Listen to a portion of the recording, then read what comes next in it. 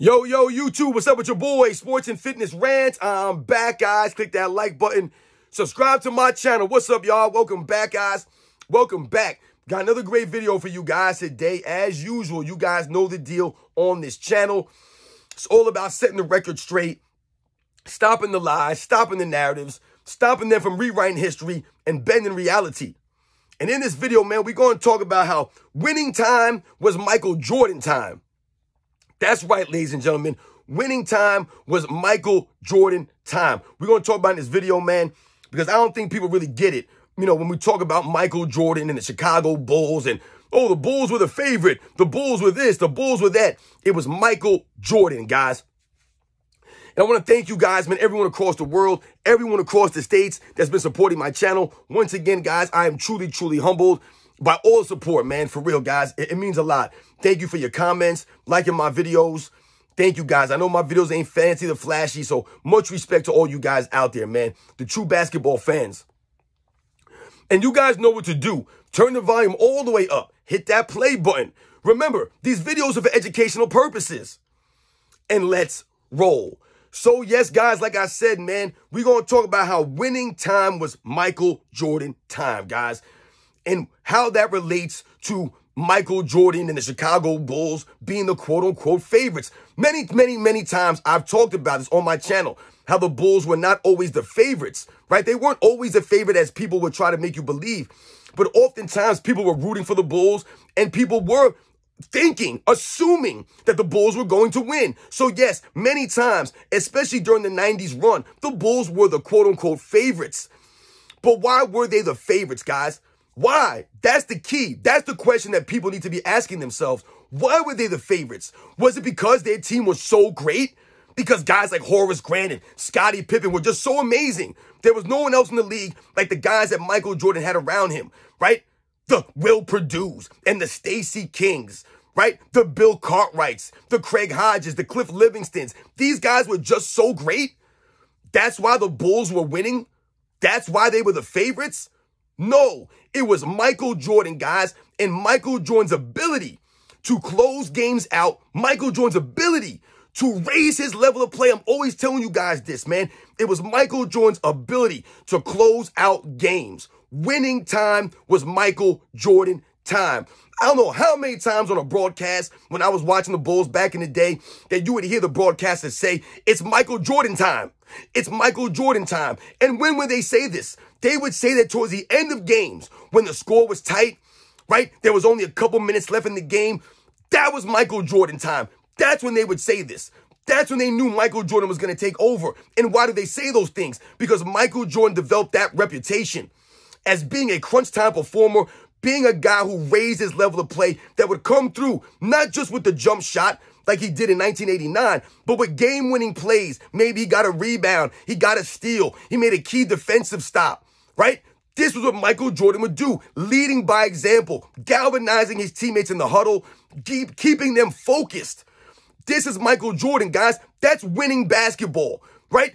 Being that true leader, making winning plays. And that was Michael Jordan, guys. He developed that reputation from immediately from the start he came in the league for being a guy that you could give the basketball to and say, hey, man, we need you to bring it home. We need you to lead us to the victory.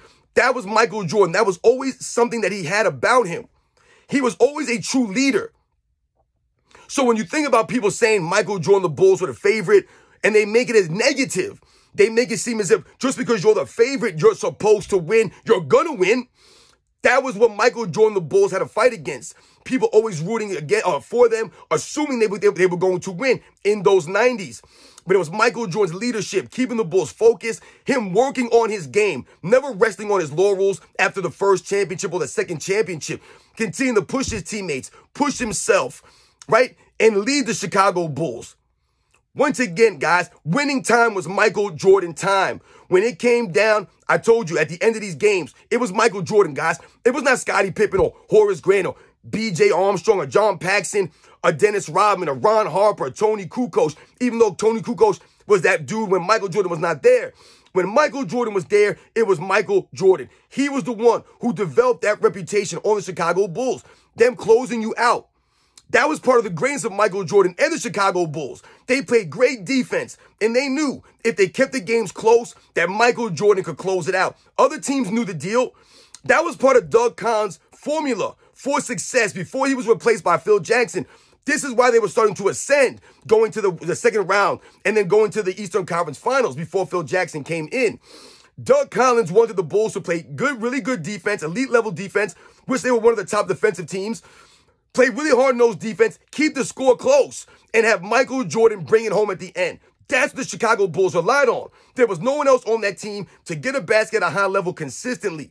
Not Scottie Pippen, not Orlando Woolridge, not Dave Corzine or Quentin Daly, not Brad Sellers or Horace Grant or BJ. None of these guys. Early in those years, it was Michael Jordan who developed that reputation. This goes to why Vegas would never bet against the Chicago Bulls. This goes to you being the favorite. Why would you bet against Michael Jordan? To this day, would you bet against Michael Jordan? I would never bet against Michael Jordan. I would never bet against Michael Jordan in the NBA Finals. I would never bet against Michael Jordan in a championship game, in a win all or nothing, right? Win or go home scenario. Give me Michael Jordan. Because not just the on-court game, like I mentioned, we all know he has, but the other things, the intangibles, galvanizing the teammates, the leadership, the heart, the grit, the hustle. That's what Michael Jordan's also bringing to the table that a lot of the other guys ain't bringing. Not just the game that Michael Jordan had, the confidence, the no fear, the never die attitude, right? To never give up, to feel they're always in the game. This is what made the Bulls formidable, made them hard to beat in the NBA Finals. Look how many close games the Bulls were in the NBA Finals, but it was Michael Jordan making a play, getting a steal against John Stockton, right? Stripping Karl Malone, right? Making a play against Gary Payton, right? Making Shawn Kemp think about it, right? These are the things that Michael Jordan did. Hounding Magic Johnson in the overtime of Game 3 of the 1991 NBA Finals, right? Outplaying Clyde Drexler in 1992 in Game 5 with the series tied 2 in Portland. Michael Jordan drops 40 plus, right? Raising his level of play, right? Outdoing Charles Barkley and the Phoenix Suns by going for 41 points a game. How do you match that? No one could do it. That goes to Michael Jordan's greatness, guys. Raising his level of play. Winning time was Michael Jordan time. Look at how many times Michael Jordan closed these games out. Like I said, not just with baskets, but with key plays, drawing a foul, getting a foul called, right? Going to the free throw line and knocking down key free throws. Never being afraid of the moment going to the free throw line. Michael Jordan was known for stepping to these free throws and knocking these things down. I told you guys about 1986, when Michael Jordan scored those 63 points. A lot of people don't realize, and they don't talk about it. I've mentioned this before. A lot of people don't realize the Bulls were down by 2 points at the end of that game. In regulation, guys, they were down by 2 points. Michael Jordan, with zeros left on the clock, was fouled shooting a three-pointer, guys. He was fouled shooting a three. But because of the rules at the time, he was only allowed 2 free throws. A lot of people don't realize that. So when they say, oh, Michael Jordan scored these points and they still lost, Michael Jordan had to go to the free throw line, and he was only allowed to shoot 2 free throws. With zeros on the clock, guys, he went to the free throw line with no one on the court but him and the referee. He should have been allowed or awarded 3 free throws. The Bulls would have had the opportunity to win that game because Michael Jordan made both of those free throws with zeros on the clock and sent the game to overtime. And we all know it went to, I believe, a double overtime game. So people forget about that. He was foul shooting a 3-pointer at the end of that game, Michael Jordan. And he should have been awarded 3 free throws. But that goes to the clutch ability of Michael Jordan. Winning time, Michael Jordan. Making a play. Keeping the Bulls in the game. Keeping hope alive. You guys know the deal, man. This is Michael Jordan, to me, the most clutch player in the history of the game, guys.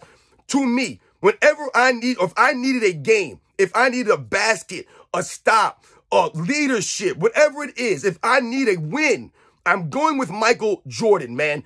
Whatever team he's on, they're going to be the best versions of themselves more often than not.